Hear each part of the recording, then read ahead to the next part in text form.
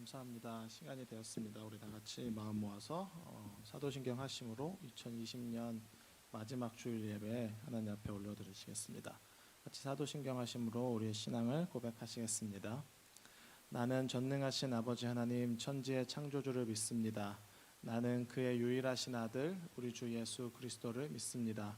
그는 성령으로 잉태되어 동정녀 마리아에게서 나시고 본디오 빌라도에게 고난을 받아 십자가에 못 박혀 죽으시고 장사된 지 사흘 만에 죽은 자 가운데서 다시 살아나셨으며 하늘에 오르시어 전능하신 아버지 하나님 우편에 앉아 계시다가 거기로부터 살아있는 자와 죽은 자를 심판하러 오십니다. 나는 성령을 믿으며 거룩한 공교회와 성도의 교제와 죄를 용서받는 것과 몸의 부활과 영생을 믿습니다. 아멘. 이 시간에 거룩하신 하나님께 같이 찬양 드리십시다. 우리를 죄와 사망에서 건져내신 주님 영원히 찬양받기 합당하십니다. 우리 같이 기쁨으로 박수 치시면서 찬양하십시다. 찬양하시겠습니다.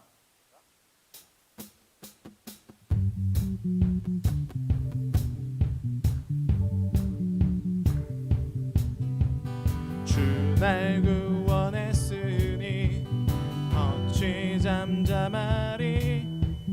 기쁨에 찬송 드리리. 아멘. 주 내 죄 사했으니 주 내 죄 사했으니 어찌 잠잠하리. 기쁨에 경배 드리리.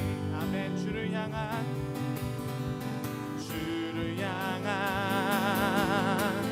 나의 사랑 멈출 수 없네. 멈출 수 없네. 난 기쁨에 춤추리. 내 모든 슬픔 바꾸셨네. 난 기쁨에 춤추리. 아멘. 내 모든 삶 주 안에 있네. 아멘. 한 번 더 고백합시다. 주 날 구원했으니 주 날 구원했으니 어찌 잠잠하리. 기쁨에 찬송 드리리. 아멘. 주 내 죄 사했으니 주 내 죄 사했으니 어찌 잠잠하리. 기쁨에 경배 드리리. 주를 향한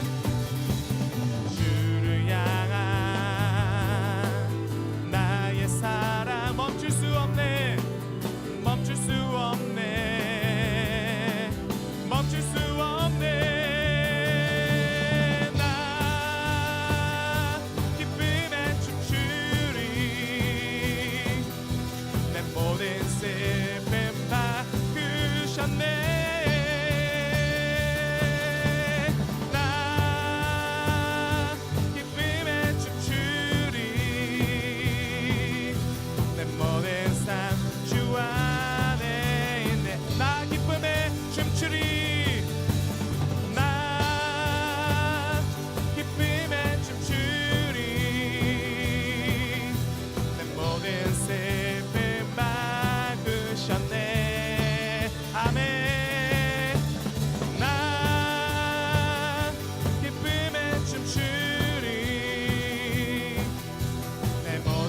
우리 한 번만 더 고백합시다. 주 날 구원했으니 한 번 더 찬양합시다. 아멘.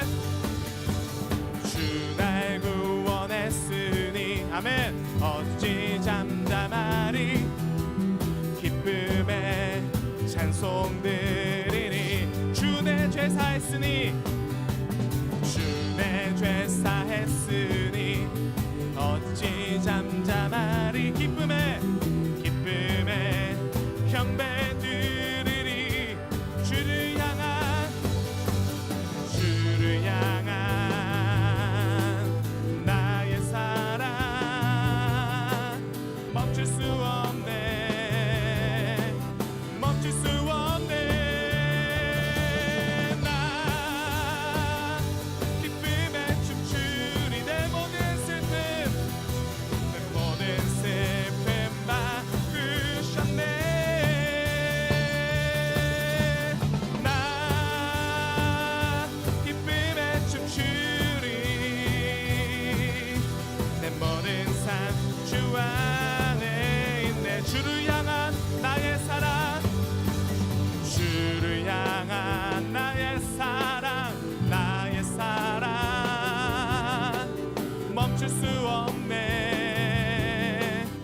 멈출 수 없네. 주를 향한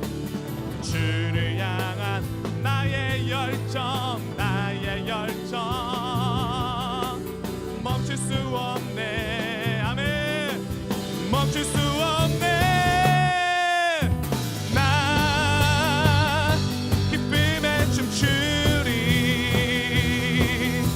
내 모든 슬픔 바꾸셨네. 나 기쁨에 춤추리. 내 모든 삶 주 안에, 내 모든 삶 주 안에 있네. 내 모든 삶 주 안에 있네. 아멘, 아멘, 할렐루야. 아멘. 그렇습니다. 아멘, 아멘.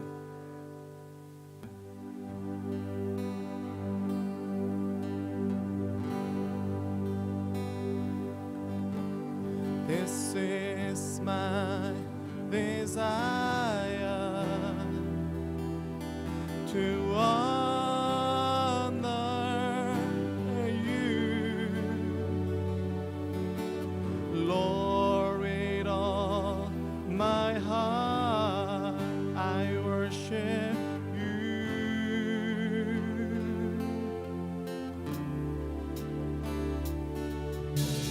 All I have within me, I give you praise. All that I adore is in you.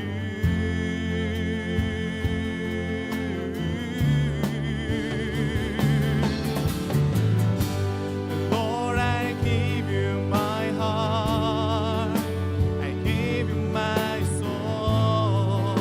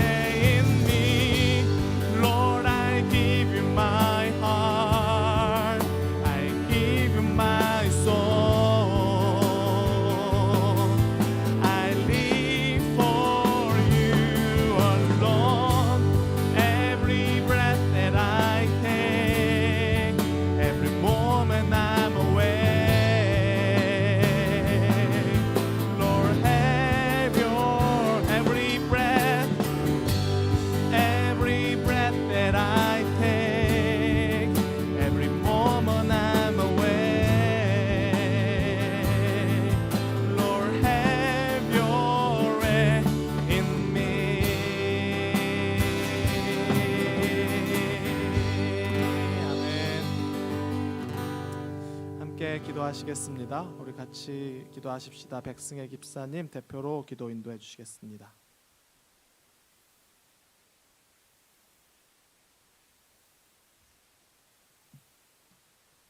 땅이여 여호와께 즐거이 부를지어다. 기쁨으로 여호와를 섬기며 노래하면서 그 앞에 나아갈지어다. 여호와가 우리 하나님이신 줄 너희는 알지어다. 그는 우리를 지으신 자요 우리는 그의 것이니 그의 백성이요 그의 기르시는 양이로다. 감사함으로 그 문에 들어가며 찬송함으로 그 공장에 들어와서 그에게 감사하며 그 이름을 송축할지어다. 대저 여호와는 선하시니 그 인자하심이 영원하고 그 성실하심이 대대에 미치리로다. 하나님 감사합니다. 올 한 해 많은 어려운 일이 있었지만 하나님의 인자하심과 성실함으로 인하여 2020년 12월의 마지막 예배를 변함없이 이 자리에서 드릴 수 있게 하심을 감사드립니다. 하나님, 우리는 모르는 것이 많고 욕심이 많은 이기적인 죄인이지만 우리를 끝까지 사랑하셔서 아기 예수님을 이 땅에 보내시고 우리와 언제 어디든 함께 하시는 하나님의 사랑을 친히 보여주시고 또한 우리에게 지속적으로 믿음을 갖고 하나님 앞으로 나오라고 강권하신 그 은혜에 감사드립니다. 이 시간 그 하나님을 기뻐하며 찬송하며 예배하오니 우리가 진실한 마음과 진정으로 예배드릴 수 있도록 성령 하나님 각 사람의 마음에 찾아가 주셔서 그 마음대로 주장하여 주시기를 간구합니다. 하나님, 이 시간 나의 죄를 고백합니다. 나의 마음대로 생각하고 다른 사람들을 판단하며 계획하고 내가 내 삶의 주인으로 살아왔던 그 시간들을 주님께서 모두 아십니다. 잘못된 것들을 이 시간 깨닫고 회개하오니 그것들을 용서하여 주시고 오직 하나님 한 분만이 내 삶의 중심이 되시고 주인 되어 주셔서 하나님의 말씀에 순종하며 그 말씀대로 살아갈 수 있는 힘을 허락하여 주세요. 세상의 부와 명예와 성공과 같은 기준과 잣대와 또한 그러한 지식에 내 삶을 맞추고 그것을 따라가는 것이 아니라 하나님을 기뻐하는 힘과 하나님을 사랑하고 이웃을 사랑하라는 주님의 말씀에 따라 살아가는 것이 지혜임을 깨닫고 이를 실천하며 살아가길 원합니다. 신실하셔서 우리 가운데 일하기를 멈추지 않으시는 하나님, 우리들의 믿음이 성장하여 장성한 분량에 이르기까지 우리를 인도하여 주세요. 이를 위해 수고하시는 이대경 담임 목사님이 계십니다. 그의 영과 육체를 지켜주셔서 고단하고 연약한 부분들을 주님께서 직접 치료하여 주시고 새해에 한국 간의 일정 가운데 안전하게 오갈 수 있도록 목사님 가정을 지켜주시길 원합니다. 또한 교육부를 담당하시는 김현신 목사님과 방의림 사모님에게도 힘을 주시어서 그 귀학 사역 맡은 가운데 지치지 않도록 언제나 새 힘을 부어주시고 필요한 모든 것들을 제공하여 주세요. 또한 각 부서에서는 2021년 새해 사역들을 계획하고 있습니다. 각 부장을 맡은 지체들에게 지혜를 주셔서 하나님의 시선으로 사업들을 계획하게 하시고 또한 하나님의 마음으로 그것들을 실행할 수 있는 힘을 주세요. 각 나라에서 주님의 나라를 위해 일하시는 선교사님들을 위해 기도합니다. 김은경 선교사님, 쿠니 오니시 선교사님, 재정 간사님, 김용구 선교사님, 고윤의 목사님 가정을 지키시고 그들의 필요를 잘 아시는 주님께서 그 필요한 모든 것들을 채워주세요. 또한 박해받는 나라들 가운데 믿음을 잃지 않고 서 있는 형제 자매들에게도 주님께서 친히 찾아가 주셔서 위로하여 주시고 돕는 손길들을 보내주시고 피할 길을 제공하여 주시기를 원합니다. 또한 팬데믹 상황에서 어려운 가정들이 너무 많습니다. 특별히 믿는 가정들을 주님께서 더 보호해 주시고 돕는 손길들을 보내어 주셔서 그들을 위로하시고 또한 우리에게도 주위를 둘러보고 선한 마음을 가지고 행동할 수 있는 용기 또한 허락하여 주시옵소서. 하나님, 이 시간 간구합니다.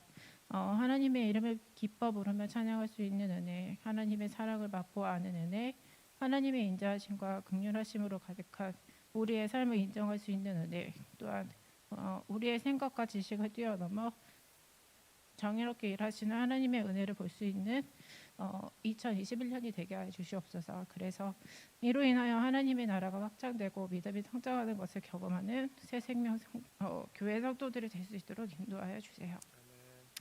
우리를 포기하지 않으시고 하나님의 정하실 때에 하나님이 원하시는 방법을 따라 일하시는 것을 함께 경험하며 믿음이 세워져 나가는 새 생명 공동체가 될 수 있도록 은혜를 베풀어 주세요. 귀하신 예수님의 이름으로 기도드립니다. 아멘.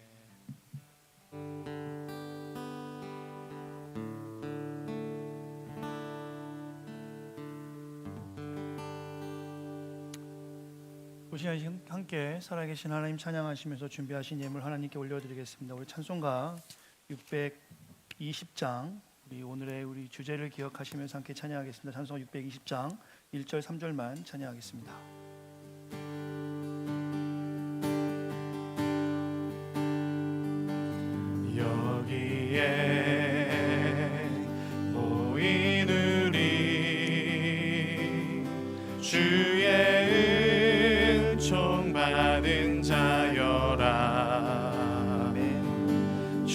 주께서 이 자리에 함께 계심을 아노라. 언제나 주님만을 찬양하며 따라가리니 시험을 당할 때도 함께 계심을 믿노라. 이 믿음도 이끌세라. 주가 지켜주신다.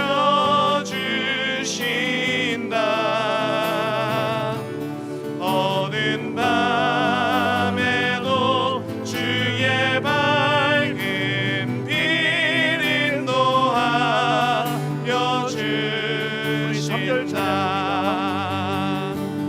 여기에 보이느니 사랑받는 주의 자녀라. 사랑받는 주의 자녀라. 아멘. 주께서 뜻하시니 우리 통해 펼치신다. 믿음도 이끌세라. 주가 지켜주신다.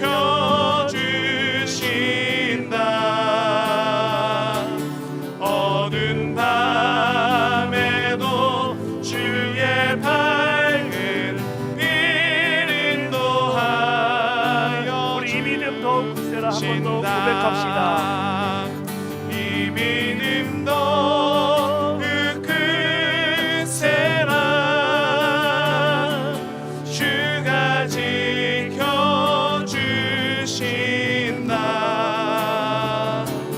어두운 밤에도 주의 밝은 빛 인도하여 주신다.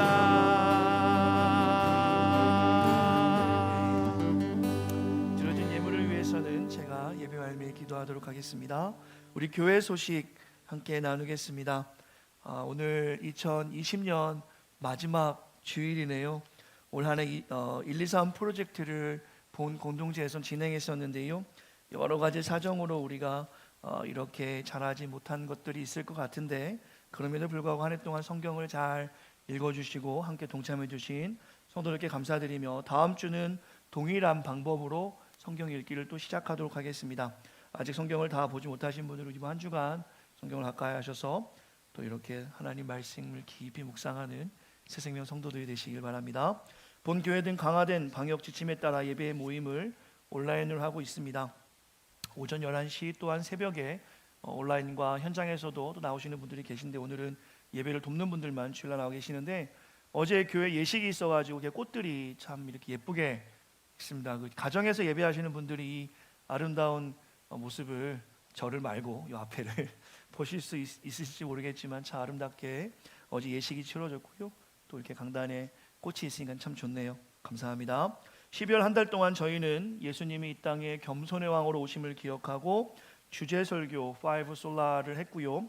오늘 또한 돌아오는 송구 영신 예배까지 5개의 주제로 말씀을 나누게 됩니다. 그리고 2021년 1월 한 달은 신년 헌신의 달로 주제를 정하고 파도를 타자라는 주제로 5번의 말씀을 제가 증거합니다.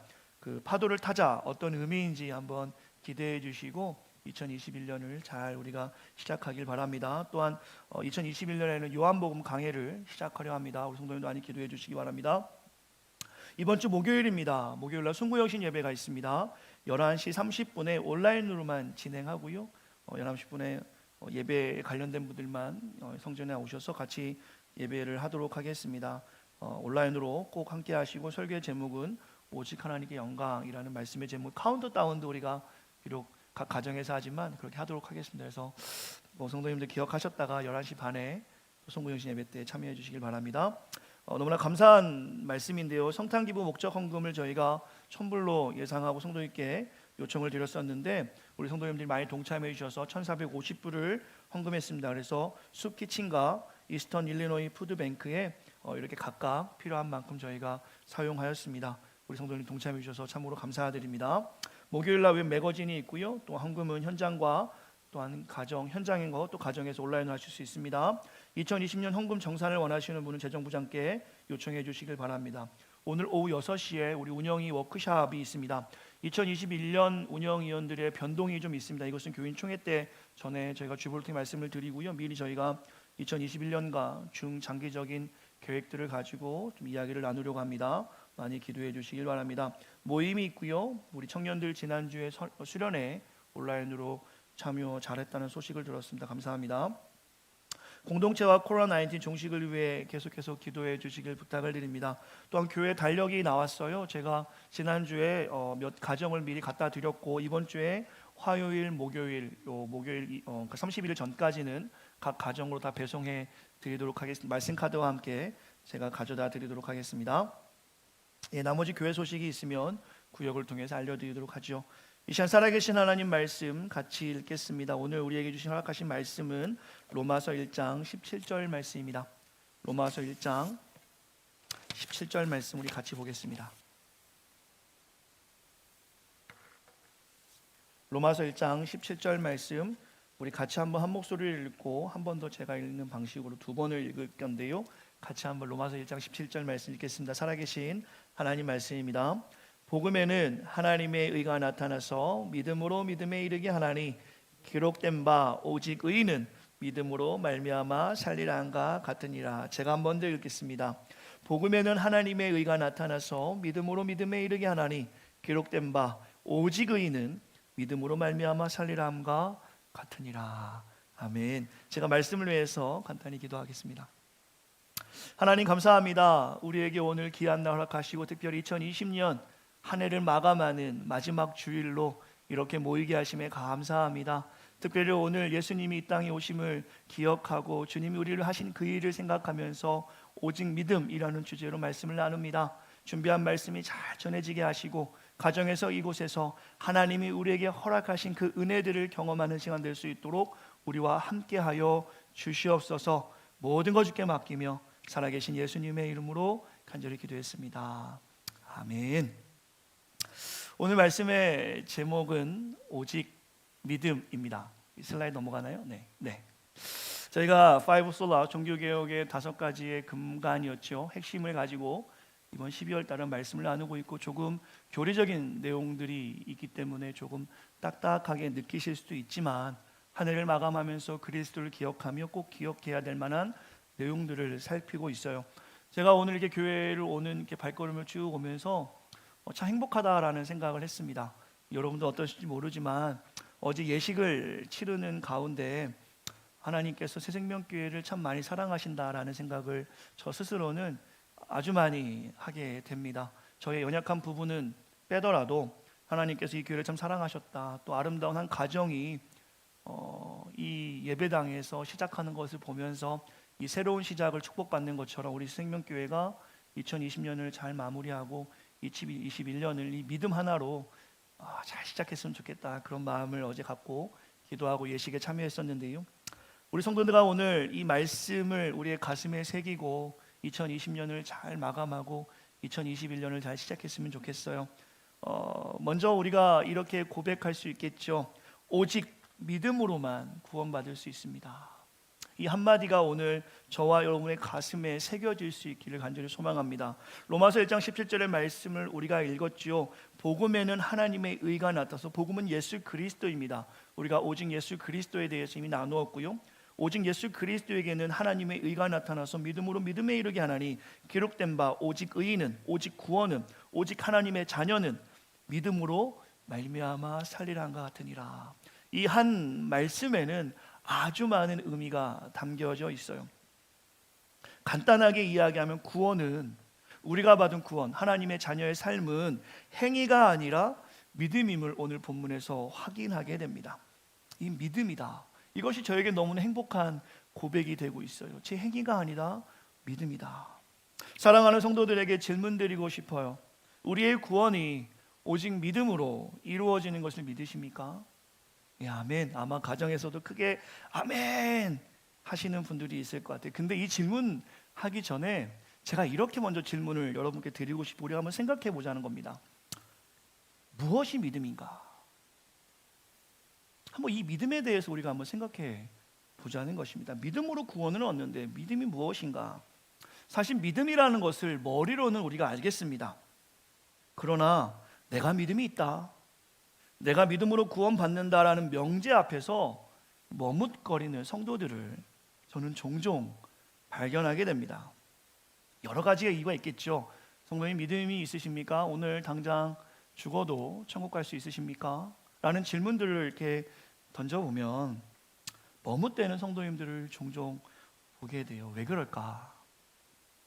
성경에서 말씀하시는 믿음에 대해 온전하게 우리가 고백하지 못하고 머뭇대는 이유는 무엇일까? 우리가 생각해 보면요, 우리의 삶의 행위를 스스로가 알기 때문입니다. 내 삶의 행위를 내가 알기 때문이죠. 그 행위를 볼 때 확신을 갖지 못하는 거예요. 어제 아내와 싸웠는데, 내가 지난주에 정직하지 못했는데, 생각해 보니까 내가 하나님 앞에서 참 부끄러운 게 많은데, 태어날 때부터 지금까지 보지 않더라도 지난 일주일, 지난 한 달만 쭉 살펴보더라도 내가 성경도 못 봤는데, 기도도 하지 못했는데, 내가 올해 한 해는 복음을 전한 적이 없네. 스스로를 판단해 보면 자신의 삶의 행위가 온전치 않으므로 구원에 확신하지 못하는 모습들을 우리는 종종 경험하게 됩니다. 마치 구원이 행위에 영향을 받는 것처럼 우리는 생각한단 말입니다. 우리 성도님들께 질문하고 싶어요. 진짜 믿음이 무엇인가? 그 믿음이 무엇인가? 제가 오늘 믿음에 대해서 세 가지의 방법으로 좀 먼저 여러분께 소개를 하려 합니다. 먼저 신학적인 의미입니다. 신학적으로 믿음에 대해서는 어떻게 설명하고 있는가? 또 하나는 목회학적으로도 제가 믿음에 대한 관점을 좀 설명드리고 싶고, 또 하나 마지막으로는 변증학적 관점으로 이 믿음에 대해서 좀 여러분에게 소개해드리고 싶어요. 머릿속에 믿음이 무엇인가라는 질문을 가지고 이 세 가지의 관점으로 믿음에 대해서 우리가 소개 나누고 싶습니다. 믿음이 무엇인가? 신학적으로 제가 먼저 설명을 한번 드려볼게요. 한번 들어보세요. 믿음은 성령의 역사에 의해 중생함으로 하나님과 그의 구원을 가장 확실하게 받아들이는 것입니다. 중생, 성령의 역사에 의해 중생함으로 하나님과 구원을 확실하게 받아들이는 것, 이것을 신학적으로는 믿음이라고 합니다. 그러면서 이렇게 설명을 할 수 있는데, 믿음은 중생, regeneration 혹은 born again이라고 할 수 있겠죠. 중생으로 시작합니다. 중생은 성령의 내적 증거, internal witness of the Holy Spirit, 내 안에 성령의 내적 증거에 의해서 선포된 복음, 그 내용을 가장 확실하고 분명한 진리로 만들어서 받아들이는 단계를 믿음이라 합니다. 이러한 과정에서 성경이 선포하고 증거하는 복음, 즉 하나님과 구원의 약속을 확실하고 분명한 내 것으로 받아들일 때 믿음이 있다, 믿음이 가졌다라고 이렇게 이야기해요. 믿음은 중생으로부터 시작하고 성령의 내적 증거를 통해 선포되는 그 말씀 속에서 그 말씀이 확실한 내 것이다 라고 했을 때 믿음을 가졌다 합니다. 그리고 신학적으로 이 믿음을 이해하는 과정에서는 중생된 이성을 사용하게 됩니다. 중생된 이성은 즉 나의 이성이 아니라, 나의 지식이 아니라, 내가 가진 학문적 넓음이 아니라 중생된 이성으로 그 믿음을 이해하게 되는데요, 바로 그 중생된 이성이 계시곧 하나님의 말씀의 권위에 순종하게 됩니다. 이로 인해서 성경에 계시된 하나님의 말씀을 그 권위에 의해 적극적으로 받아들일 때 이것이 믿음이 있다라고 말합니다. 신학적 관점에서는 믿음에 대해서 이렇게 설명을 해요. 좀 어려우시죠? 그러니까 내가 없어지는 거예요. 신학적으로 볼 때 믿음이라는 것은 내가 없어져야 성령의 내적 증거에 의해서 그 하나님의 말씀의 권위를 인정하고 내 중생된 이성이 그것을 적극적으로 받아들이게 되는 것입니다. 이게 조금 어려우실 것 같아요. 신학적으로 이렇게 표현합니다. 목회적 관점으로는 이렇게 표현할 수 있겠어요. 찰스 스펄전 목사님의 책인데요, 믿음, 자신 있게 대답하라. What is faith?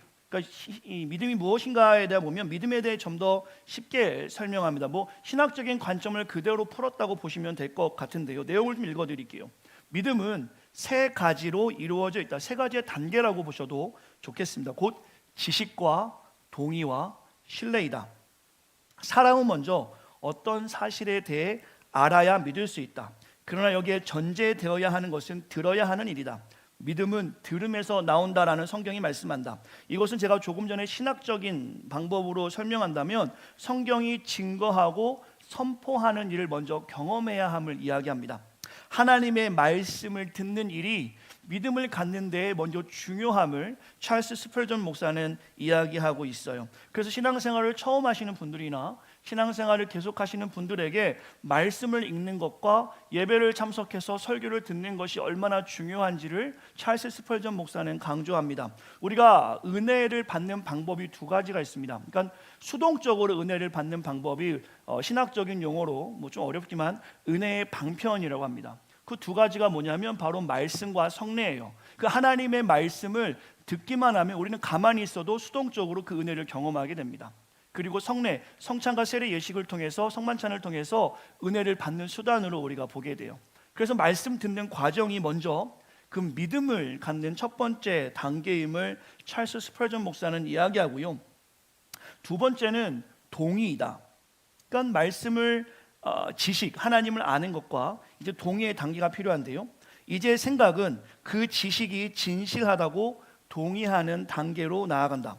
영혼은 하나님이 존재하시며 그분은 진실한 마음의 부르짖음을 들으시고 또 복음은 하나님께로부터 온 것이라는 사실에 동의하게 된다. 믿음은 들으면서는 아니까 그 말씀을 들을 때 하나님을 알게 되고 그 후에 동의의 과정을 갖는다라는 것입니다. 이 과정을 신학적으로 설명하자면 성령의 내적 증거에 의해 선포된 복음의 내용을 받아들이는 거예요. 마지막으로 찰스 스펄전 목사는 이렇게 이야기합니다. 신뢰이다.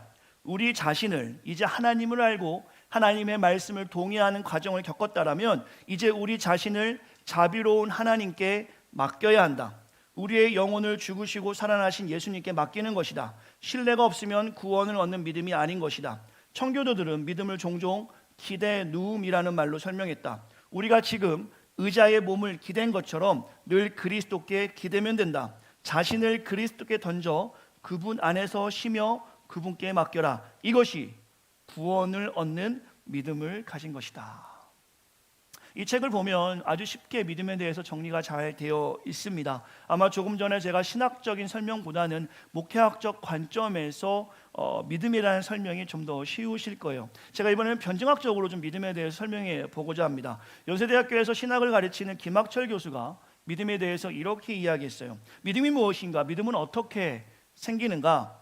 사람들은 유물론을 말한다. 그러나 우리 믿는 그리스도는 물질이 다가 아니다라고 말씀한다. 우리 그리스도께서는 물질이 다가 아니다라고 말씀한다. 만약 물질이 전부라면 우리 인간은 무엇인가? 우리는 알고리즘의 일부이고 탄소 결합물, 우리가 먹는 것은 소화작용, 대사작용, 삶은 번식 행동일 것이다. 그러나 기독교는 모든 행동과 상황에 의미를 둔다. 예를 들어 찬양을 들을 때 사람들은 울기도 한다. 사실 그 찬양 소리를 환원해 보면 그것은 음파의 진동이다. 근데 기독인들은 그 음파의 진동의 소리를 들을 때 아름다움을 느끼고 하나님을 느끼게 된다. 빈센트 반 고흐는 자기 동생 테오한테 렘브란트의 그림을 보고, 지금 앞에 있는 그림은 십자가라는 렘브란트의 그림입니다. 그림을 보고 하나님의 살아계심을 부정할 수 없다고 편지를 쓴다. 그러나 화학자들에게는 렘브란트의 그림은 물감 덩어리이고 염료이고 어떤 것은 풀에서 왔고 어떤 것은 광석에서 왔고 그것을 덕지덕지 바른 것으로 볼 수 있다. 어떤 관람객에게는 그림은 사진 찍는 장소이고 딜러에게는 돈을 버는 수단이다. 그러나 반 고흐에게 그 그림은 하나님을 느끼게 하는 것이었다. 기독교에서 믿음이라는 것은 물질을 다른 차원으로 보는 것이다.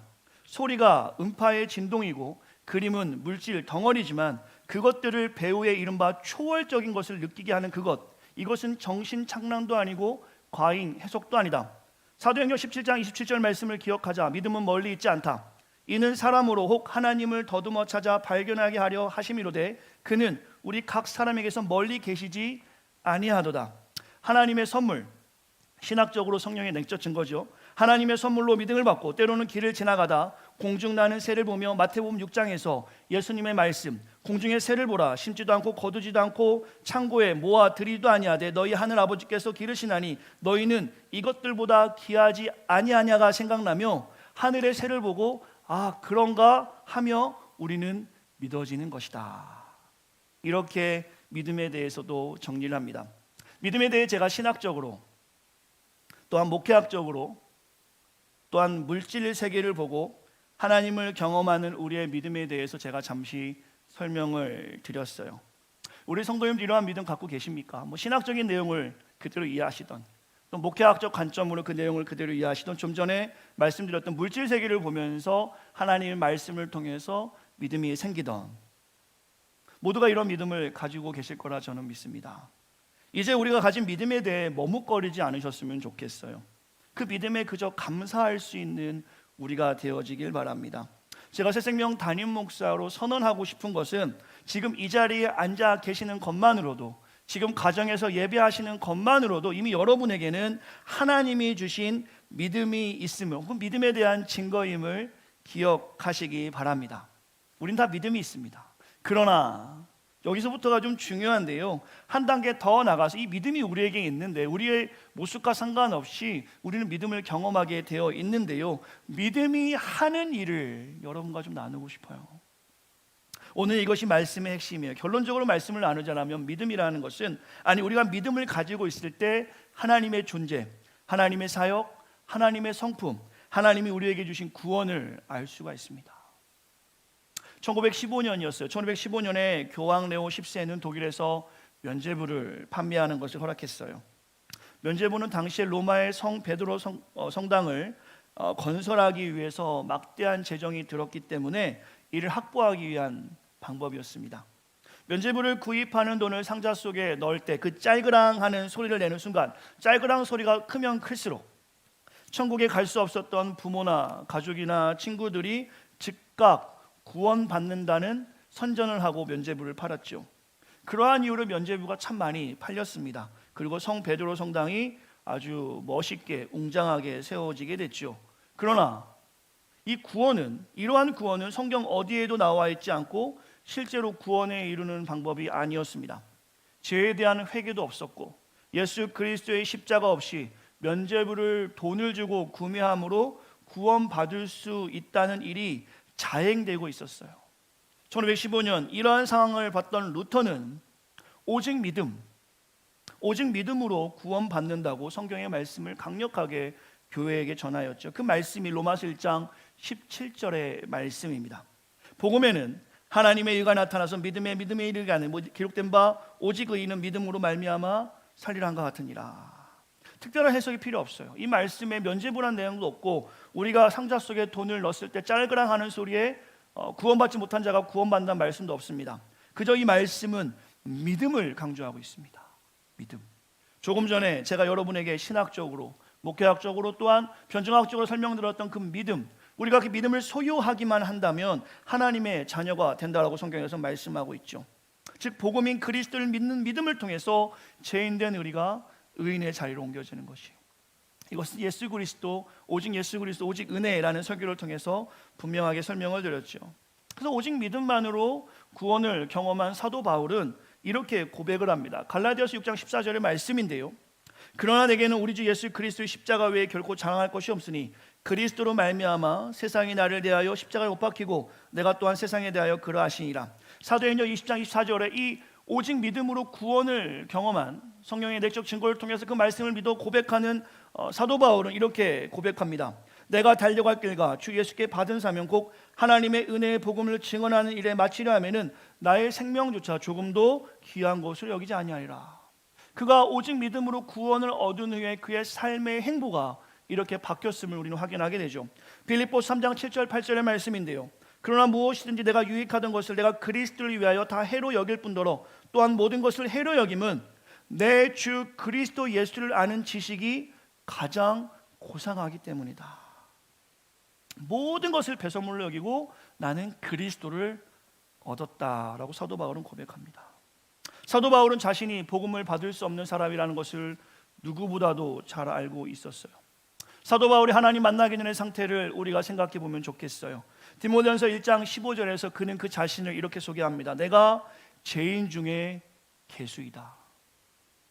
그러나 디모데전서 1장 16절에 보시면 바울은 국류를 얻었다고 이야기합니다. 행위가 아니라 오직 믿음으로 그는 이렇게 고백합니다. 예수 그리스도께서 내게 먼저 일체 오래 참으심을 보이사 후에 주를 믿어 영생 얻는 자들에게 본이 되게 하려 하심이라. 후에 주를 믿어. 하나님은 바울을 어떻게 참으신 것입니까? 바울의 이 고백의 의미는 무엇입니까? 우리가 사도행전의 스데반의 죽음을 생각해 보면 사도 바울의 고백을 이해할 수가 있습니다.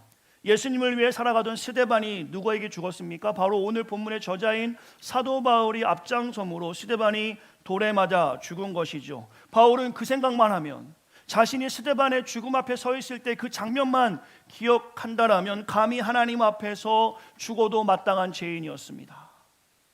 그러나 디모데전서 1장 16절의 말씀을 기억한다면 하나님이 오래 참으심으로 그의 행위와 상관없이 오직 하나님을 믿음으로 구원을 선물로 주셔서 모든 믿는 자의 본이 되게 하셨다는 것, 그것이 사도 바울에게는 참으로 감사한 일이었기에 그가 가진 모든 것을 배선물로 여기고 그리스도 십자가만을 자랑하기를, 그의 생명을 조금도 아깝지 않게 생각했던 것이죠. 바로 이것이 로마서 1장 16절 17절의 말씀입니다. 오직 믿음의 고백을 사는 것이에요. 우리 좀 전에 찬양했습니다. 멈출 수 없네 주날 구원했으니 나 기쁨에 춤추리. 가사의 내용 중에 많은 눈물 기쁨으로 바꾸신 주님. 저는 사랑하는 우리 새생명교회가 이 멈출 수 없는 이 찬양의 고백이 우리의 신실한 고백이 되었으면 좋겠어요. 다음 주부터 인생의 파도를 타자라는 주제로 제가 말씀을 준비합니다. 욥기서와 시편과 고린도의 말씀을 가지고 5번에 따라서 주제 설교를 하게 되는데요, 인생에 있어서는 참 큰 파도가 많습니다. 다음 주에 설교를 잠깐 소개한다면 피하고 싶지만 피할 수 없는 파도들이 참 많다라는 것이죠. 근데 제가 얼마 전인가 다큐멘터리를 이렇게 보는데 큰 파도가 오면 위험한 거 아닙니까? 우린 죽는 거죠, 그죠? 근데 그 서핑하는 사람들은 오히려 큰 파도를 찾아다니더라고요. 맨몸으로 들어가면 죽겠지만 서핑 보드를 들고 있을 때는 그들은 죽지 않고 오히려 그 파도를 즐기는 모습을 보게 돼요. 오히려 큰 파도를 찾아다니는 것을 보게 돼요. 저는 그리스도의 삶이 이거라 생각했습니다. 큰 파도 앞에서 우리 자신이 아무것도 들고 있지 않으면 죽을 수밖에 없는 존재이지만 서퍼들이 서핑 보드를 들고 있을 때 큰 파도를 오히려 찾아다니는 것처럼 우리에게 말씀과 그리스도를 붙잡고 있어요. 우리 그리스도에게 서핑 보드는 무엇인가? 이런 표현이 가능할지 모르겠지만 예수님이 우리의 서핑 보드라면 이제 큰 파도가 두렵지 않다. 오늘 본문의 말씀으로 다시 한번 들어간다면 오늘 우리에게 어려운 시련이 닥칠지라도 멈출 수 없는 일은 나의 수많은 슬픔과 어려움을 기쁨으로 바꾸셨다는 말입니다. 무엇으로 말입니까? 예수님이 십자가에 죽으심으로 내가 무엇을 해서가 아니라 내가 공부를 하고 섬기고 내가 어떤 착한 일을 많이 해서 어떤 고행을 많이 해서가 아니라 그저 예수님을 믿었더니 내 많은 눈물을 기쁨으로 바꾸어 주셨다는 것. 더 큰 것은 죽었던 나의 자아가 지난주에 알았죠. 본질상 진노의 자녀였던 우리가 예수님의 자녀가 된 것입니다. 무엇으로? 오직 믿음으로. 그 믿음, 하나님을 믿음으로. 우리가 무엇을 한 것이 아닙니다. 그저 하나님을 믿었더니 오래 참으사. 오늘 말씀은 오늘 우리에게 그대로 적용되기 원합니다. 우리도 죄인 중에 괴수였어요. 아닌 분 계세요? 어린아이, 이제 갓난아기를 키우는 분들 알겠지만 얼마나 이기적인지 모릅니다. 우리 희찬이 죄송합니다. 멋있고 잘생겼지만 이기적이에요. 자기 배고프면 울고 안 되는 거 달라고 하고 똥도 아무데나 쌉니다. 시간을 정해놓고 하는 것도 아니에요. 희찬이가 그렇다는 게 우리 애도 그랬습니다. 어린아이들이 얼마나 이기적인지 몰라요. 날 때부터 그랬단 말입니다. 큰다고 이기적이지 않을까요? 그렇지 않아요. 저 자신만 놓고 봐도 저는 이기적입니다. 우리 모두는 다 죄인 중에 괴수였어요. 교만하고 상처 주고 이기심이 가득한 우리였습니다. 그러나 우리의 모습과는 상관없이 기억하시기 바라요. 오래 참으심으로. 오래 참으심으로. 하나님께서 우리의 모습을 그대로 봐주시고 오래 참으심으로 하나님의 섭리 아래 우리를 택하여 주시고 우리의 행위와는 아무 상관없이 제가 목사여서가 아니라 여러분이 직분자여서가 아니라 여러분이 교회 다녀서가 아니라 하나님은 그저 하나님이 여러분을 사랑하심으로 우리가 교회에 헌신해서 아침부터 저녁까지 수고해서가 아니라 그저 우리를 사랑하심으로 오래 참으사 우리의 행위와는 아무 상관없이 우리가 하나님을 믿었더니 나의 구주로 고백하였더니 하나님께서는 누구에게나 차별이 없이 믿음을 허락해 주셨습니다. 그 믿음으로 구원해 줬다라는 것이죠. 오늘 본문을 조금 더 구체적으로 보려면 로마 3장 22절의 말씀을 저와 여러분들이 기억하셨으면 좋겠어요. 제가 읽어드릴게요. 주 예수 그리스도를 믿음으로 말미암아 모든 믿는 자에게 하나님이 미치는 하나님의 은이 차별이 없느니라. 오직 믿음으로 말미암아 누구에게나 차별 없이 하나님의 의를 주셨다고 말씀하고 있습니다.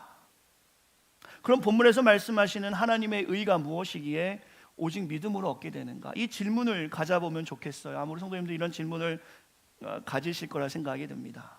왜냐하면 이 질문은 우리가 받은 구원의 참 기쁨을 알려주기 때문입니다. 오직 믿음으로 어떻게 우리가 의를 얻는데 그 하나님의 의가 무엇인가? 오늘 본문을 다루고 있는 하나님의 의라는 단어를 헬라어로 보이면 디카요 시네라는 단어를 쓰게 됩니다. 죄송합니다. 제가 원어를 사용할 수밖에 없어서요. 그럼 좀 보겠습니다. 이것은 의 또는 의롭게 됨이라는 단어이지요. 디카요 시네라는 말은 칭의라는 단어로 우리가 해석합니다. 이것은 법정에서 무죄 판결을 받은 법정 용어이기도 합니다.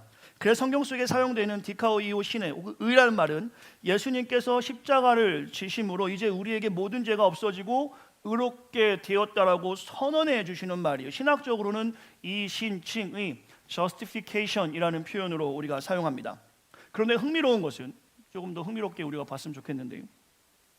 디카요 시네라는 칭의를 나타내는 성경적 단어가 철학의 대가인 플라톤과 아리스토텔레스가 그들의 정의, 저스티스를 설명할 때 이것을 사용했다라는 말이죠. 제가 이전에 서양 철학사라는 책을 봤을 때도 학교 다닐 때 이 이야기를 듣고 참으로 저에게 감동스러워서 여러분에게 한번 나누고 싶은데요. 보통 철학에서는 정의, 저스티스라는 단어를 쓸 때 디케라는 헬라어 단어를 사용하게 됩니다. 우리가 법원 앞에 가면 정의의 여신 이렇게 손에 이렇게 저울과 뭘 들고 있죠? 들고 있잖아요, 그죠? 균형 있게 뭐 있잖아. 다 아시니까 제가 질문 드릴게요. 다 저도 아는데 대답하지 않겠습니다. 왜냐하면 여러분을 무시하는 것 같아서. 우리 다 알고 있잖아요. 그게 디케예요, 디케. 그러니까 철학에서는 정의를, 저스티스를 말할 때는 디케라는 단어가 사용되는 것이 일반적입니다. 그러나 오늘 우리가 좀 주목하고 싶은 것은요, 본문에 사용되는 디카요 시네라는 이 단어를 플라톤과 아리스토텔레스가 그들의 정의를 설명할 때 그들에게 이미 익숙한 널리 알려진 디케라는 단어를 사용하지 않고 오늘 성경에서 사용하는 단어인 디카요 시네를 사용했다는 점은 오늘 우리가 조금 주목해서 보아야 합니다. 철학자인 플라톤과 아리스토텔레스가 이 정의를 설명하기 위해 철학적 단어인 디케를 버려두고 칭의를 나타내는 성경적 단어인 디카요 시네를 쓴 의미가 무엇일까? 이 부분을 여러분과 제가 이해하면 오늘 우리가 받은 그 하나님의 의를 통한 놀라운 구원의 역사들의 그 기쁨을 우리가 경험할 수가 있는데요. 플라톤은요, 디케가 아닌 디카요 시네라는 성경적 단어를 사용해서 그가 설명하고 싶었던 정의, 저스티스는 바로 균형과 조화였습니다. 균형과 조화라는 말을, 그 균형과 조화가 이퀄 정의라는 것을 설명하기 위해서 그는 디카요 시네라는 성경적 단어를 사용한 거예요. 아리스토텔레스 또한 그가 성경적 단어인 디카요 시네를 사용하며 설명했던 정의, 저스티스는 마땅함이었습니다. 마땅히 줄 것을 주고 마땅히 받을 것을 받는 것, 이것이 그가 주장하는 정의의 내용이었어요. 우리가 알다시피 정의라는 것은, 그 저스티스라는 것은 손해를 보더라도 꼭 실현해야 되는 것입니다. 정의가 온전하지 못할 때 그 사회는 비정상적인 구조를 갖게 되는 것이죠. 정의롭지 못해서 억울한 일이 얼마나 많이 있습니까? 하나님에게는 독생자 예수 그리스도를 보내시면서까지 꼭 실현해야 하는 정의, 저스티스가 있었습니다. 우리의 행위가 아니라 바로 그리스도를 통해 이루는 구원이었어요. 이것은 하나님이 마땅히 하셔야 되는 일이었고 이 땅의 균형과 조화, 평화를 이루는 일이었습니다. 그래서 하나님의 의, 디카이오신의 대우, 디카이오신의 대우라는 말을 쓰시면서 하나님의 의를 통해서만 이 땅에 평화가 이루어질 것을 주님을 알고 계셨어요. 이러한 관점에서 플라톤과 아리스토텔레스가 자신들이 주장하고 싶은 저스티스, 정의를 설명할 때 하나님이 하신 구원의 사역 속에서 칭의를 나타내는 디카이오 시네를 사용함으로 자신들의 논리를 더욱 강조할 수 있었어요. 아리스토텔레스가 이야기하고 싶은 정의는 마땅함이었고 플라톤이 이야기하고 싶은 정의는 조화와 균형이었는데 디케라는 단어를 사용해서는 결코 그 단어를 설명할 수 없었다라는 것입니다. 결국에는 그들이 성경적 단어인 즉 justification을 의미하는 디카이오 시네라는 단어를 정의로 저스티스로 설명하면서 그들의 논리를 더욱 강조할 수 있었기 때문이에요. 왜냐하면 하나님이 하신 일이야말로 진정한 저스티스, 정의였다는 것을 그들도 이해하고 있었습니다. 이게 이해되실까 모르겠습니다. 아마 이해되실 것 같아요. 사랑하는 성도 여러분, 국률한 하나님께서 정의, 이 땅의 저스티스를 이루기 위해서 마땅히 하셔야 되는 일이 예수님을 이 땅에 보내주시는 일이었고 그 예수님께서 십자가의 죽으심으로 아무 대가 없이 우리를 죄 가운데에서 구원해 주시는 그 모든 과정이 이 땅의 균형과 조화, 평화를 이루는 일이었다는 것입니다. 이게 하나님의 정의였어요. 하나님이 꼭 이루고자 하는 저스티스였습니다. 그러나 우리 입장에서 본다면 이것은 정의가 아니죠. 죄에 대한 죄값을 스스로가 감당해야 정의를 이루는 것인데 우리는 그렇게 하지 못했습니다. 왜냐하면 우리가 감당할 수 없는 죄값이었기 때문입니다. 우리가 마땅히 받아야 하는 죄가 죄 없으신 예수님이 마땅히 지시게 된 것이지요. 어떠한 행위로 감당할 수 없는 죄를 주님이 직접 다 감당해 주시면서 이 은혜가 면죄부를 통해서 이루어지는 것도 아니고 여러분의 경험과 여러분의 지식과 여러분의 선한 행동으로 통해서 이루어지는 것이 아니라 오직 믿음으로만 우리에게 허락된 것입니다. 아무것도 하지 않고 오직 믿음으로만. 그래서 이렇게 표현할 수 있을까요? 그 하나님의 정의와 우리가 받은 구원 사이에는 그 가운데는 오직 은혜로밖에 설명할 수 없겠죠. 카리스. 오직 은혜로 이 과정을 설명할 수 있습니다. 하나님의 정의를 이해할 수 있는 방법은 우리에게는 은혜밖에 없음을 이 아침에 우리가 고백해야 되겠죠. 그래서 지금까지 나누는 오직 성경에서 오직 은혜인 구원 자리로 나아가는 것은 구원의 자리로 나아가는 것은 오직 믿음으로 이루어짐을 말씀합니다.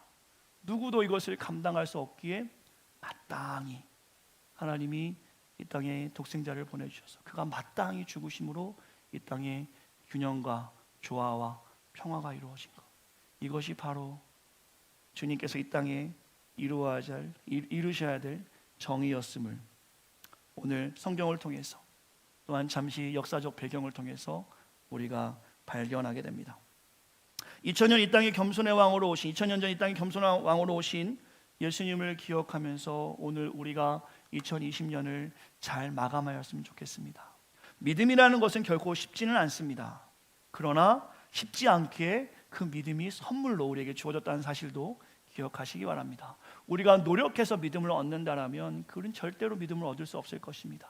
그러나 하나님께서는 그 믿음을 우리를 선택해 주심으로 허락해 주셨습니다. 어떻게 표현할 수 있을까 제가 생각해 보다가 시 한 편을 여러분에게 소개하면 이게 믿음이구나 우리 성도님들이 경험할 수 있을 것 같아서 시 한 편으로 오늘 말씀을 마무리하려 합니다. 믿음에 대한 시인데요, 영어로 바꿀 수 없었어요. 혹시 가정에 영어권 자녀들이 있다면 이 시를 영어로 바꾸는 것은 너무나 어려운 일인 것 같습니다. 그 의미가요, 그냥 부모님이 이해하시는 만큼 자녀에게 좀 풀어서 설명해 주시면 좋겠다라는 생각이 듭니다. 제가 좀 천천히 읽어드릴게요. 성도님 눈으로 한번 따라오시기 바랍니다. 하나님이라는 시의 제목이고 시인 함석헌 님께서 쓰신 겁니다. 몰랐네. 뭐 모른지도 모른 내 가슴에 있는 대드심, 개심이었네. 몰라서 겪었네. 어림없이 겪어보니 찢어지게 벅찬 힘의 누름이었네. 벅차서 떨었네. 떨다 생각하니 야릇한 지혜의 뚜름이었네. 하도 야릇해 가만히 만졌네. 만지다 꼭 쥐어보니 따뜻한 사랑의 띠놈이었네. 따뜻한 그 사랑에 안겼네. 푹 안겼던 꿈 깨어 우러르니 영광 그윽한 빛의 타오름이었네. 그득 찬 빛에 녹아버렸네. 텅 빈 빈탕에 맘대로 논이니 거룩한 아버지와 하나됨이었네. 아멘. 저는 몇 번이나 이 시를 되새깁니다. 믿음이라 장서 제가 신학적으로 또 목회학적으로 또 병증학적으로 아무리 설명을 드려도 하나님이 만져주시지 않으면 그 믿음에 대해서 이해의 폭이 넓어질 수 없겠죠. 그러나 지금 읽은 시처럼 이 하나님이 여러분을 만지고 계신다는 사실을 기억하시기 바랍니다. 우리가 무엇을 한 것이 아니라 그저 하나님을 믿었더니, 이 표현으로 본다면 몰랐지만 내 안에 계심을 느꼈고 그 벅찬 힘의 누름을 경험했고 그것의 야릇한 지혜의 뚜름을 경험했고 그 안에 푹 안겨 놀다 보니 하나님과 하나 된 그 삶의 형태, 이것이 믿음임을 사랑하는 성도들과 나누면서 오직 믿음, 놀라운 명제 앞에 우리의 구호가 아니라 우리의 삶의 고백이 되어지시기를 간절히 축원합니다.